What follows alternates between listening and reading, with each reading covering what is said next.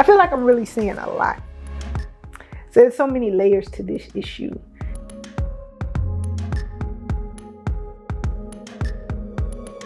Hello, good people. This is Joanna with the Harmonious.Balance channel. For your consideration today, our expectations of comedians. So I've actually thought about this for some time now, but the whole Will Smith slapping Chris Rock episode brought all of this to the forefront for me. So what really is the role of comedians? At a basic level, a comedian's role is to make us laugh. I'm actually all for laughter. Laughter is powerful. It's a great stress reliever. It's wonderful. It's joy. And for me, laughter is actually soothing. It's a sign to me that everything is going to be okay.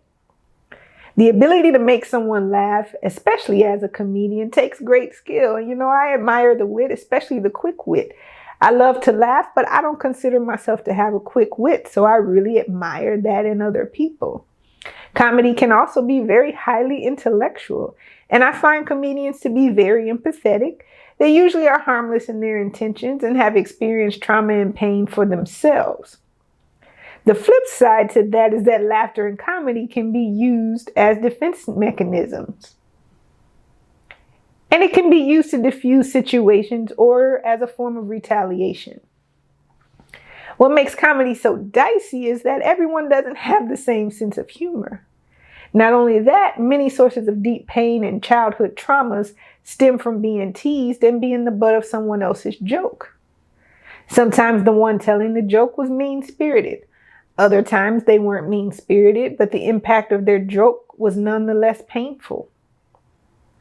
I also think that many times folks mean what they say, but when they get into hot water, they try to get out of it by saying it was just a joke, when everyone knows that it wasn't a joke, and that person is just simply trying to save face. On a larger scale, it seems as if some people, especially comedians, think comedians should be given a pass, and I've heard different explanations as to why. One reason that I heard that I thought was a bit more compelling is that comedians take the risk of saying what everyone else is thinking, but they're afraid to say. So if everyone else is thinking it, though I think it's actually debatable that everyone else is thinking it, I'd argue that everyone is not thinking it, and that's actually why we're in this place of dissonance right now. But for the moment, let's say that everyone else is thinking it, but only the comedian is bold enough to say it. Then the comedian is simply the mouthpiece. So why should the comic suffer any backlash? On the other hand, if it's a risky proposition, then that means the comedian needs to have a higher tolerance for risk and then manage the consequences accordingly. For me personally, lately I've actually come to appreciate some comedians' actual commentary and conversations and interviews, but not necessarily their stand-up. Sometimes they get a bit dark, crude, and rude during their stand-up routines. And I'm actually not a fan of calling folks out in the audience. While I believe we shouldn't take ourselves so seriously, I don't necessarily believe that a total stranger to me should be the one to facilitate that process. Those that go to comedy shows, especially those that sit in the first 3 rows, whatever the line of sight of the comedians is, they've adapted to how comedians can be, but generally speaking, I don't think anyone goes to a show thinking that they're showing up in a way to really be called out and be roasted. Another reason people think comedians should be given a pass is that the unspoken rule is as long as you're punching up, then you're good. But punching down and humiliating those who are less privileged is considered to be very egregious. I kind of get that notion and partly agree. At the same time, a punch is still a punch. If it lands, then it can hurt. And the assumption that punching up has no consequences. And I actually think that's a bit short-sighted. Remember me saying that many childhood and even adulthood traumas stem from teasing and jokes gone bad? Everybody hasn't worked out their issues. And some people with power and money believe in settling scores. It may reflect poorly on them, but if they get into revenge mode and they start punching down, then who really suffers then?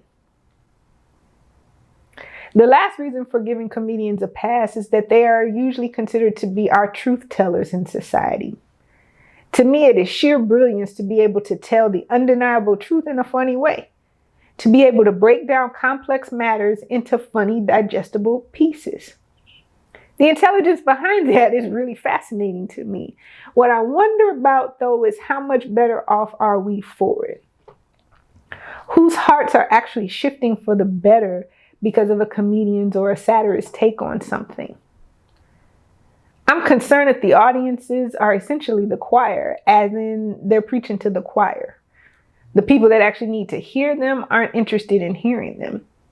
So how effective is it? Let's look at it from another angle. How many people laugh because it really is a joke to them? Nothing to be taken seriously. And they aren't interested in the salient messages that could be within it. I feel like I'm really saying a lot. So there's so many layers to this issue.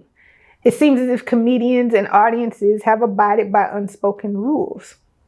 But let's zero in on that word unspoken. I'm becoming more and more convinced that people's feelings really haven't changed so much over the years. What's happening is people are finding their voices and feeling empowered to say what they've always felt. It's news to some because their silence has been mistaken for agreement or even permission. So others, i.e. comedians, feel free to carry on with the status quo. But people are speaking up now, and to me that should actually be a good thing. It should take the guesswork out of it, in my opinion. It should make the risk a bit easier to ascertain, right? So what's the problem? The problem is we like edgy.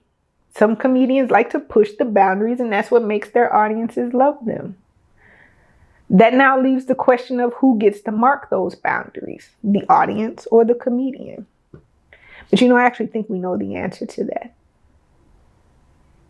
At the same time, the truth is comedy ain't going nowhere. It stood the test of time, going all the way back to royal court jesters. The brilliance of comedy is finding the funny when the funny seems nowhere to be found.